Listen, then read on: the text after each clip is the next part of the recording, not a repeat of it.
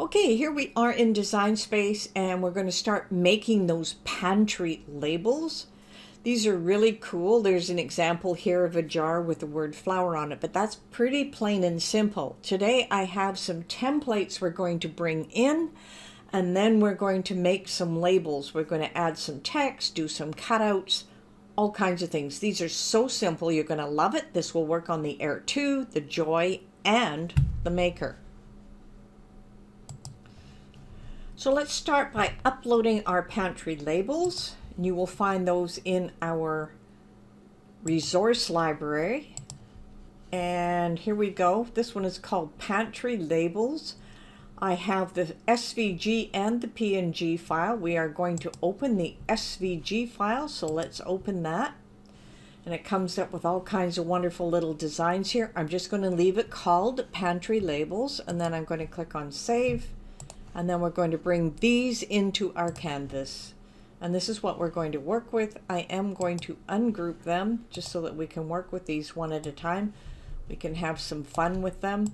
There's all kinds of shapes here that you can use. So let's just start with a couple of simple things. I have a nice round one here, and I see there's another one hiding back here. Let's just move this out of the way as well. So we've got some nice different ones here that we can play with. Some nice curly cues. We have one here, looks like, is this going to be one piece? Yes, we'll just move that over here. And we're going to start with a simple process right now. And we're going to take this one for an example. So let's just move this up here. Now right now this is 2 inches by 2 inches, so that's a fairly big size. But I'm going to increase that size to 4 inches so it's a little easier to work with and see what we want to do. Now what I want to do with this is I want to put some text in the center and then cut it out of this design. So this is one cut image. So let's go to our text and let's say that this label is going to be for some sugar. So I'm just going to type it in all caps. Now we know the sugar is going to be a little bit too big for what we want, so we're just going to shrink it, and I'm going to drag it down just this way and bring it in. If you didn't know this about text, if I unlock this now, I should be able to make my word stretch down a little bit just to give it a different shape.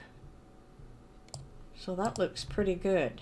Now, if I want to use this background again and not have the word sugar cut out of it, I'm going to have to duplicate it. So I'm going to click on it, I'm going to duplicate, and then just move it off to the side so I can use it again. That is a really important part. Now with this, I just want to make sure everything is centered. We're coming up to a line, center horizontally and center vertically. Looks pretty good. Select it all again. Now I want to punch the sugar out of this design. So we're going to come down here and we're going to click on Slice.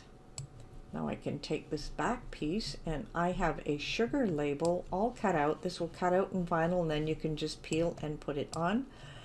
I'm going to delete the word sugar because I no longer need it. So that is one way we can do that, is just punch a design in.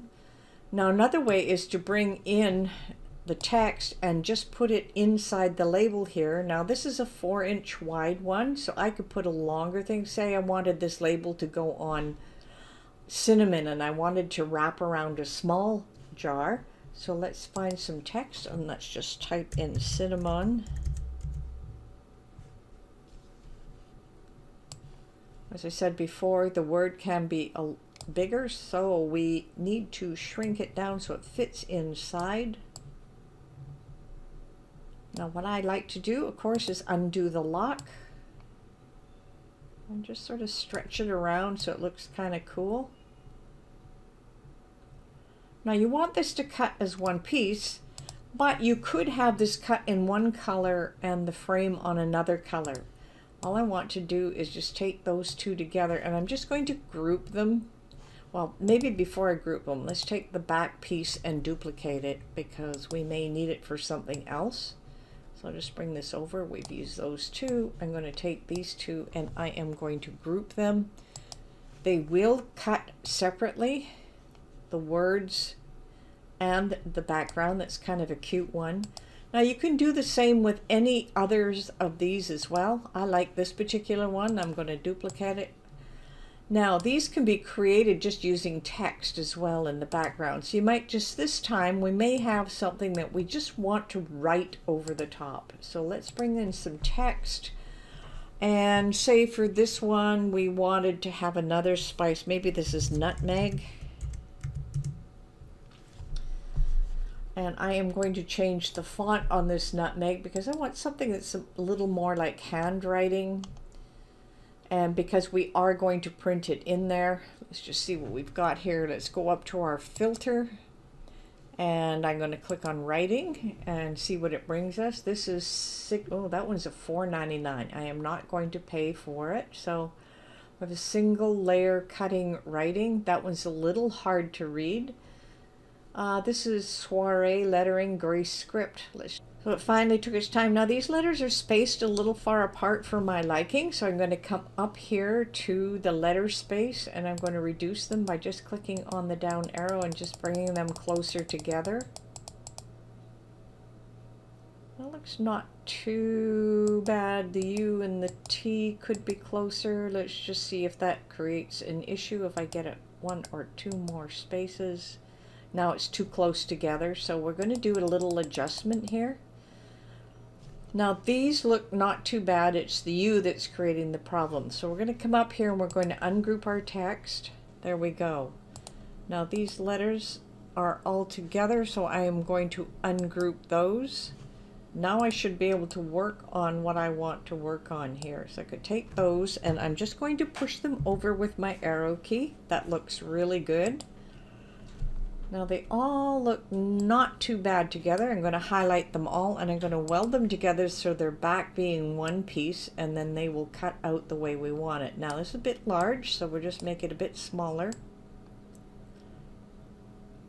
Now you could cut it out separately, or you can change this from a cut item if we come up here and change that to a draw. Now it's going to do the outline, and I know a lot of people don't like the outline. So what I do with an outline, I usually use a fatter pen in order for it to go together. Now it's really hard to fill it in any other way, and I'm just going to change the color just so that we can see it. Let's just go a light green on top, and you can see where it's going to do its coloring.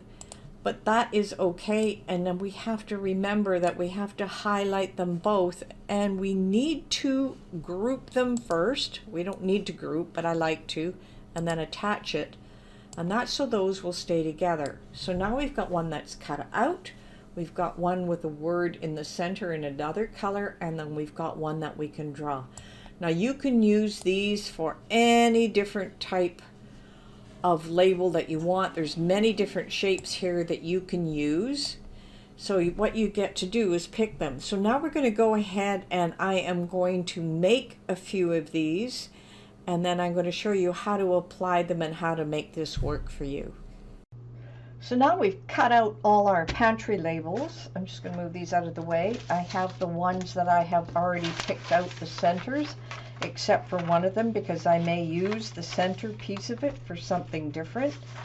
So that was the one with nutmeg on it. I used a gold pen on it. And then we have another one here that we have the word sugar inside. We have a blank circle here and another one with a blank on the inside. We can either write on it or do something special with it.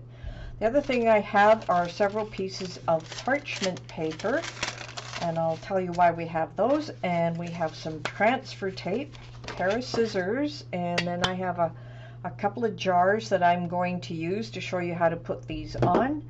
And then I have a big jar of nuts here, and we're going to put a label on the front. So we have a few things we're going to do. I'm just going to put aside the cinnamon one, and we're going to work on doing a little bit of the weeding on this one.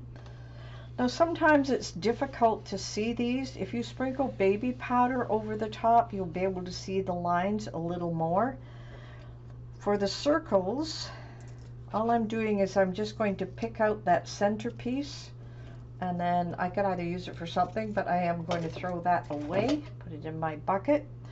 It's the same on the other circle piece. I'm just going to bring that out and get rid of that.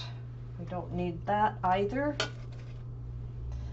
Now these have the words cut out of it, so I'm going to be very careful, and I'm going to pick out the letters and just pick them out one at a time. Just be very careful with it because you want to use the entire word already cut out in the center. Get the A here.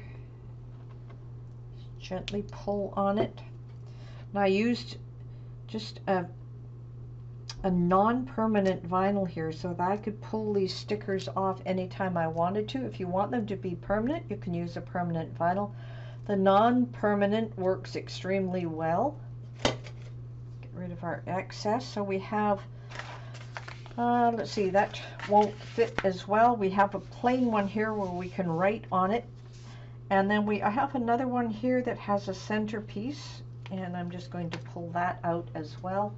You could use that frame for something else if you wanted to. Right now I am not going to do that. So I know this is not sugar. However, I'm going to take a piece of transfer tape, and this is the Cricut transfer tape, and I'm just going to cut out a piece that's going to go over top. Make sure I have lots of room with it. And I'm always cutting little pieces, but I save them and I use them over. You're going to notice that I'm going to use this one piece and I'm going to use it a second time.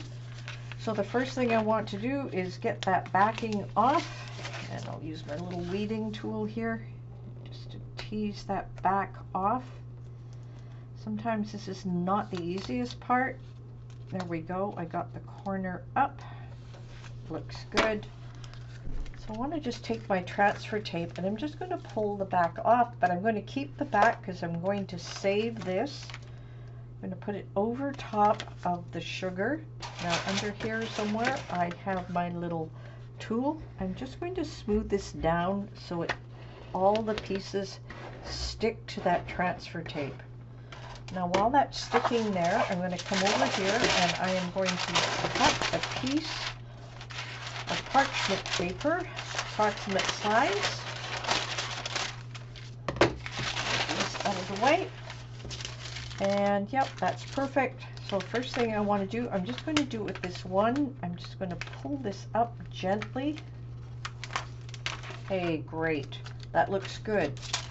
Now let me just move this out of the way a little bit, and I'm going to come across here and I'm just going to let the transfer tape on top of the parchment paper, but I'm going to leave a little bit extra across the top just like this. This is important because this is how you're going to line things up and you're going to make sure that they stick properly.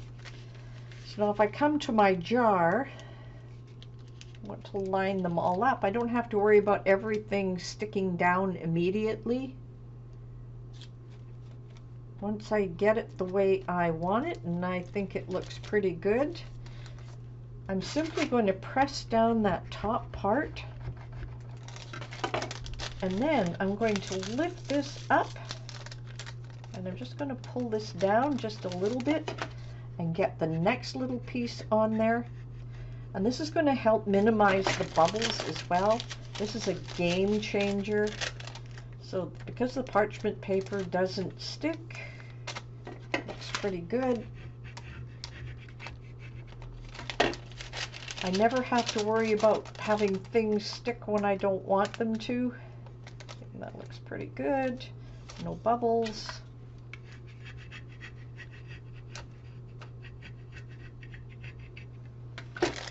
Now just do this slowly. You don't have to be really fast with it. It will work for anything. All right, almost there. I think I'll just take the paper off just this one last time. And you'll see how everything lined up so lovely and no bubbles. Like I said, I know this isn't sugar, it's nuts, but this is what I had in place. Now, all we need to do is make sure everything stays in place here. And I'm going to pull my transfer tape up. Sometimes you have to pull hard. And there we go. So there's our jar. Now, remember I had the piece of paper I was saving for the transfer paper? I use mine 3 or 4 times before it finally gives up. So I just put it on the back there, put it aside. So now I have one called sugar. It's lined up pretty nicely. You'll notice that there's no bubbles with it. Okay, so that's the first one. I'm going to come over now and I can use the other 2 for something. But I also want to come over here, and I have one with lots of words in it. I have a couple of jars here that I'm going to use to push this on, and we're going to use the same kind of method, but I'm going to do this one. I can use the same transfer paper, but I cut one more small one I think is going to fit there. So let's open that one up.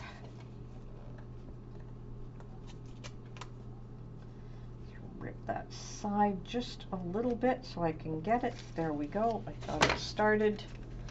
Save the backing.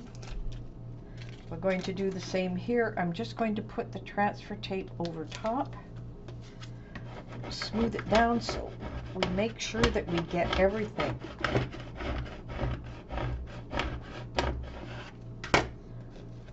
Now, I've already cut a piece of parchment paper here so that we can use that. I'm just going to pull this off, make sure everything comes off. Looks good. Move over to the side. Now, this is another one where I'm just going to place it over the top so it only pokes out a little bit. And this way I'm going to be able to match things the way I want them. Now, this is the center that I want. I want it down just a little bit. I want to make sure it's straight. That looks pretty straight. So now I can press this into place.